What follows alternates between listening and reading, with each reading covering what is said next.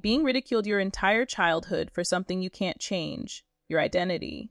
Now, imagine the very person who tormented you handing you over $40,000 because she truly believed she'd float into the sky and never need it again.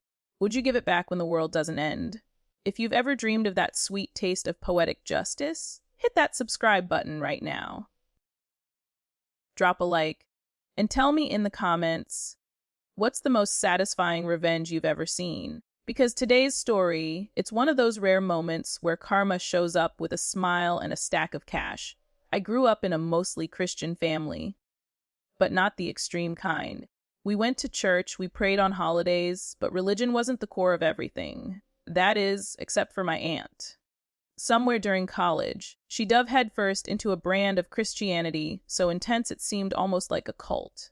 She believed in everything, from fire and brimstone preaching to the idea that the rapture, that moment when true believers float into the sky, was just around the corner. And for her, my existence was proof that evil had already crept into the family. Why? Because I'm queer. I came out when I was young, and most of my family, thankfully, embraced me. My parents stood by me. My cousins didn't care. But my aunt, oh, she made it her mission to make me miserable. Every family gathering turned into a battlefield. She'd corner me with Bible verses, hiss slurs under her breath, and even tell me, a child, that I was bound for hell. She was a grown woman bullying a kid, all in the name of faith. It went on for years. My mom finally sat her down and said enough. Stop harassing my daughter, or you won't be welcome here anymore. My aunt, of course, doubled down. She called my parents bad Christians for not forcing me into conversion therapy. She warned them they'd regret it when the rapture came. Still, the message got through. The harassment quieted, replaced by cold stares across the dinner table and the occasional, "Reap it now," text message. Annoying, but manageable. Fast forward to now. I'm 19 in college, trying to build a life for myself. Out of nowhere, my aunt asks to meet for lunch. For a second, I thought maybe, just maybe, she wanted to apologize. Instead, she launched into a speech. She said she pitied me, that she was heartbroken I'd never repented, that my parents and I would all be left behind when the rapture came and she floated up to meet the Lord. And then she reached into her bag. She pulled out a thick stack of cash, all hundreds, tens of thousands of dollars. She pushed it across the table and said, I won't need this when the rapture comes. You're lost, but maybe this will help you before the world ends. I tried to refuse. She insisted. She forced the money into my hands and walked out. When I got home, I counted it. Just over $40,000. $40,000. And here's the kicker, she fully believed she'd never see it again, because she was convinced that within days, she'd vanish into the sky.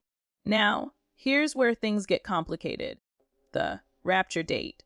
She believed in came from some fringe Christian group that circled Tuesday and Wednesday on their calendar. She was giving away her savings because she thought she'd never live long enough to spend it. But when Thursday rolled around, nothing happened. No trumpets. No sky splitting open. No floating Christians. Just another ordinary day. So here I am, sitting on $40,000 that my aunt gave me willingly, but now she's still here. And my parents are split. My mom, who is also Christian, says giving it back is the ethical thing to do. My dad says, she tormented you for years. She chose to hand you that money. Use it for college. She doesn't deserve a refund.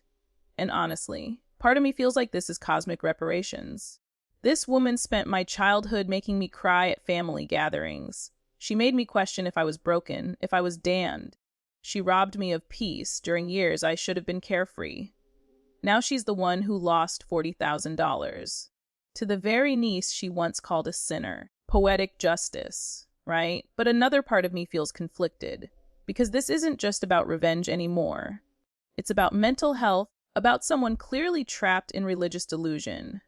If I keep the money, am I taking advantage of her breakdown? Or am I simply letting her face the consequences of her own choices? The same way she wanted me to suffer the consequences of mine.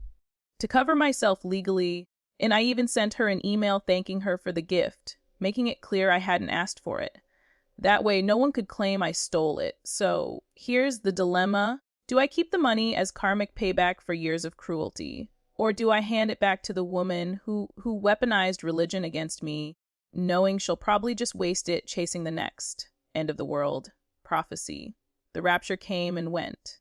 Nothing happened. And now my aunt has to wake up every morning and face the reality that not only was she wrong, but she handed her lost niece the kind of financial security she'll never get back. For once, I'm the one holding the power.